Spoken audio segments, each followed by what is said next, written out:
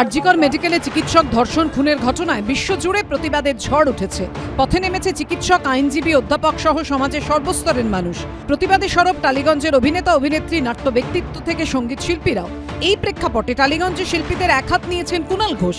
এই প্রেক্ষাপটে এবার তৃণমূল সাংসদ অভিনেত্রী শতাব্দী রায়ের পর কুণাল ঘোষের পাশে দাঁড়ালেন তৃণমূল বিধায়ক ও অভিনেতা সোহম চক্রবর্তী।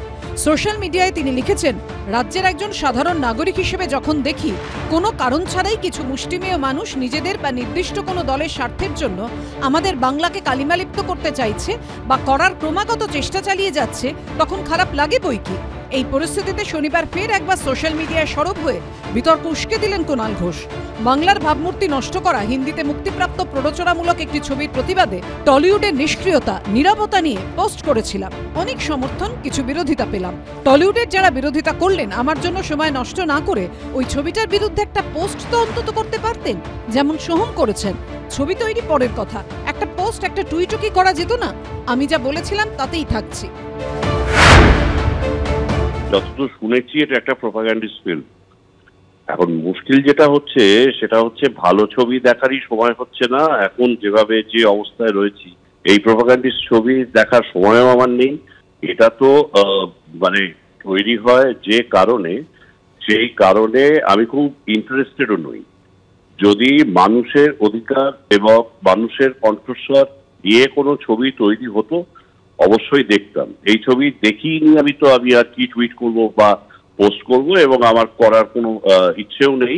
শুক্রবার মুক্তি পেয়েছে the diary of West Bengal নামে একটি ছবি, যেখানে বাংলার ভাবমূর্তি কালিমালিপ্ত করা হয়েছে বলে অভিযোগ কুণাল ঘোষের।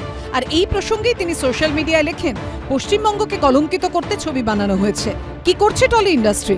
টালিগঞ্জের বাবু বিবিরা যারা মমতাদির পাশে দলে, মঞ্চে, ছবির ফ্রেমে থাকেন, তারা নিজেদের ইমেজ গড়তে ব্যস্ত। টালিগঞ্জে তারকা তৃণমূলের জনপ্রতিনিধিদেরও নিশানা করেন তৃণমূলের প্রাক্তন রাজ্য সাধারণ সম্পাদক। বিশেষ করে সেই সব প্রযোজক, পরিচালক, অভিনেতা যারা তৃণমূলে অ্যাক্টিভ, দলের কোনো পদে রয়েছেন, তৃণমূলের ছত্রছায়ায় রয়েছেন। দিদি এবির সঙ্গে যাদের এক মঞ্চে দেখা যায়, তারা কি করছেন? এই যে এত কাশ্মীর ফাইলস নিয়ে হইচই হলো, তারপরে একই রকম ধরনের ভ্যাকসিন নিয়ে ওই সেম পরিচালক একটা ছবি করলেন, মুখ থুবড়ে পড়লো। এবং এগুলো তো হলে এবারে লোকসভা নির্বাচনে নরেন্দ্র মোদীর আবার একক সংখ্যাগরিষ্ঠতা নিয়ে ফিরে আসার কথা। অটল বিহারী বাজপেয়ী থেকে শুরু করে হেন তেন কত ছবি তো হলো এর মধ্যে, কিন্তু এগুলো মানুষের ভেতরে কোনো ইম্প্যাক্ট ফেলে না। ফলে কুণাল বাবু হঠাৎ করে এই ছবিটা নিয়ে এতটা কেন চিন্তিত হচ্ছেন বুঝতে পারিনি। মানে ওনাদের তো কনফিডেন্স থাকা উচিত নিজেদের ওপর। মানুষ যারা সত্যি যদি বেনিফিটেড হয়ে থাকে টিএমসি গভর্নমেন্টের কাছ থেকে, ফলে তারা সিনেমা দেখে কেন শিখবে ওয়েস্ট বেঙ্গল ভালো না খারাপ?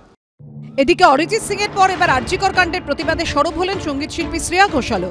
সেপ্টেম্বরে কলকাতায় তার কনসার্ট পিছিয়ে দেওয়ার সিদ্ধান্ত নিয়ে সোশ্যাল মিডিয়ায় তিনি লিখেছেন, কলকাতার ঘটনার নৃশংসতায় শিউরে উঠেছি। যে নৃশংস ঘটনা ঘটেছে তা আমায় গভীরভাবে প্রভাবিত করেছে। নির্যাতিতাকে যেভাবে অত্যাচার করা হয়েছে তাতে গায়ে কাঁটা দিচ্ছে। এই পরিস্থিতিতে কনসার্ট করার মতো অবস্থায় নেই। শ্রেয়া ঘোষালের অবস্থানকে সাধুবাদ জানিয়ে তৃণমূলের প্রাক্তন রাজ্য সাধারণ সম্পাদক কুণাল ঘোষ লিখেছেন, আরজিকর নিয়ে সকলের মতো তিনিও উদ্বিগ্ন। 14 সেপ্টেম্বরের অনুষ্ঠান পিছিয়ে দিচ্ছেন। সারা দেশ ও বিশ্বের মহিলাদের সুরক্ষার কথা বলেছেন। ধর্ষণ, খুনের সামাজিক সমস্যা, অপরাধ নিয়ে সর্বত্র প্রতিবাদ দরকার। এটা শুধু বাংলার ইস্যু নয়। আরজিকর কাণ্ডের প্রতিবাদে গান বেঁধেছেন অরিজিৎ সিং। তাকে সরাসরি আক্রমণ করে শুক্রবার কুণাল ঘোষ সোশ্যাল মিডিয়ায় লেখেন, কিন্তু সমস্যা হলো বিবেক জাগে শুধু বাংলায়। মহারাষ্ট্রের বদলাপুর নিয়ে হিন্দিতে গান হয় না, বা সাক্ষী মালিকদের নিয়ে, কারণ ওটা মূল কর্মক্ষেত্র। হিন্দি জগৎ, কাজ, টাকা, কেরিয়ার, তাই চুপ। এবিপি আনন্দ।